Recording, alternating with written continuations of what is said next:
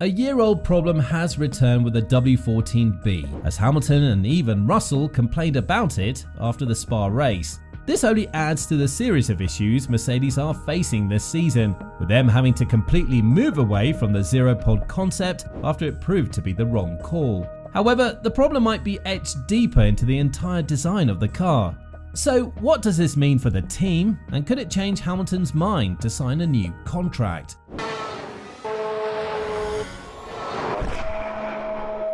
What is porpoising?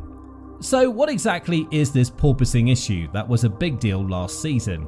In the most straightforward terms, porpoising is an aerodynamic issue that Formula One cars began to experience after adopting the ground effect philosophy. This principle involves directing air beneath the car at high speeds to pull it closer to the track, as opposed to the conventional method of forcing air over the car to push it downwards. Are you following?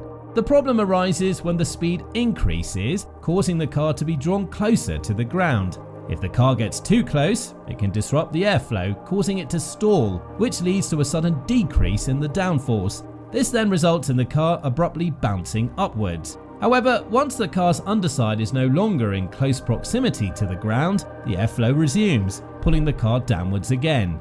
This intense up and down movement is what's referred to as porpoising. Now, during the early stages of 2022, Mercedes grappled with a very distinct issue of porpoising, more severe than any other team on the grid had to contend with. Following the Azerbaijan Grand Prix, Lewis Hamilton acknowledged moments when he nearly lost command of his vehicle while navigating high-speed corners, and a considerable number of drivers, if not the majority, appealed to the FIA for intervention because they feared it was only a matter of time before they encountered severe injuries, either from a catastrophic crash or repeated and occasionally violent bouncing. Well, beginning with the 2022 French Grand Prix, the FIA instituted a permissible limit for bouncing, monitored by an accelerometer fitted in each car. From this point onwards, any team surpassing this limit would have to increase their ride height to address the problem or risk expulsion on safety grounds. The FIA decided on this course of action since not all teams were equally affected by porpoising, and those that had anticipated the issues and accordingly built their machines argued that it was incumbent on their competitors to design better cars, and they were indeed justified in their assertion. Why does Mercedes complain about it? Well, this trouble originated from the design of Mercedes' car, intended to run as closely to the ground as possible. The team failed to predict massive number of complications this design could produce until it was too late, and even after an unsuccessful attempt to rectify their concept before the start of the 2023 season, the team had a wake-up call at the Bahrain Grand Prix. Here, they were outperformed by Aston Martin, a team that not only used numerous parts from Mercedes, but also incorporated Red Bull's high-speed design concept. This defeat left team principal Toto Wolff with no alternative but to acknowledge the need for a design overhaul, which turned out to be a mistake that indeed came at a high cost. Is porpoising back in 2023? Lewis Hamilton has said that the bouncing that plagued Mercedes last season was back on show at Spa-Francorchamps this weekend. Hamilton crossed the line fourth in the Belgian Grand Prix, pitting on the penultimate lap to set the fastest lap of the race while doing so, with Mercedes showing solid race pace overall. But with both Red Bull drivers and the Ferrari of Charles Leclerc further up the road, the seven-time world champion admitted he was unable to keep up with those ahead. Given that Mercedes' porpoising issues were one of the blights of their season last time around, that problem looked to have smoothed out overall this year for the Silver Arrows. But with George Russell also reporting the return of the dreaded bouncing phenomenon, and Hamilton saying that the car bounced its way through the Austrian Grand Prix a few rounds ago, worries about the car returned at the high-speed Belgian circuit. Nonetheless, further valuable points are in the bag for the Mercedes duo at Spa, with Hamilton moving himself to within 1 point of third-place Fernando Alonso in the Drivers' Championship.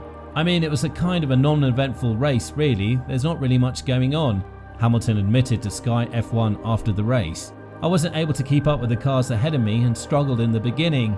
Rear end is our biggest issue, and then we had big bouncing this weekend, so we're back to the bouncing like we had last year. But at the end I was kind of keeping the Ferrari within a few seconds, but I couldn't get any closer to the battle. To get the fastest lap at the end, it was nice to have the gap to the car behind, and the last lap was decent, but it was gusty today. It was difficult out there on track.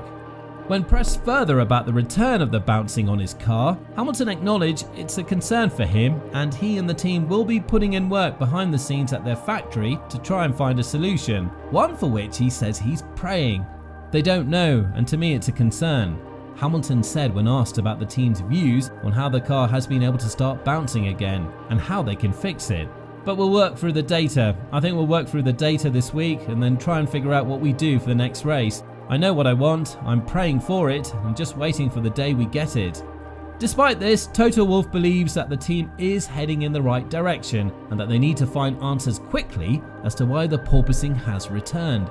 The main limiting factor was the bouncing. The car was just bouncing literally on every straight, explained Wolff. Even Blanchimont was a corner where Lewis had to lift, and it's an easy flat normally. So you're bouncing on the straight, you overheat the tyres under braking, and that is a vicious circle. It was the main limiting factor this weekend.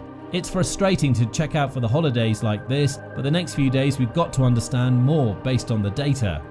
Now, reflecting on why the bouncing had returned, Wolff suspects that the upgrades that arrived for Belgium may have been a factor, but he still remains convinced the team has made the right call with its current development focus. We've got to analyse it, he said.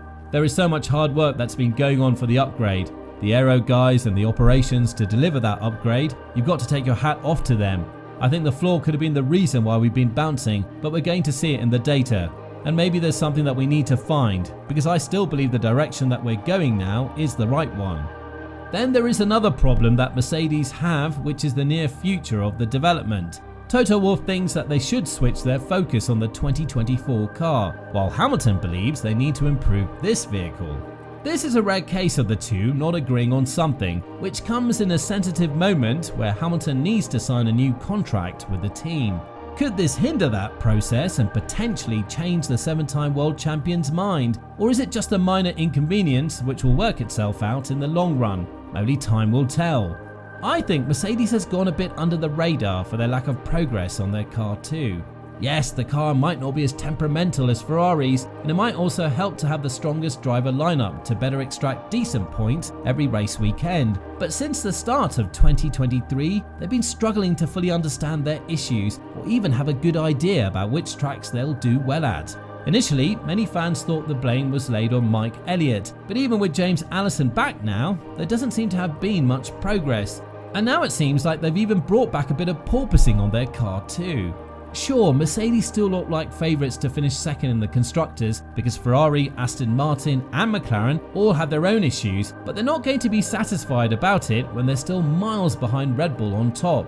However, a failure like the one they had with the zeropod concept should have been their season right then and there, but somehow they're second and look consistently fast. The fact that they've managed to salvage what they could from the season is incredible in and of itself.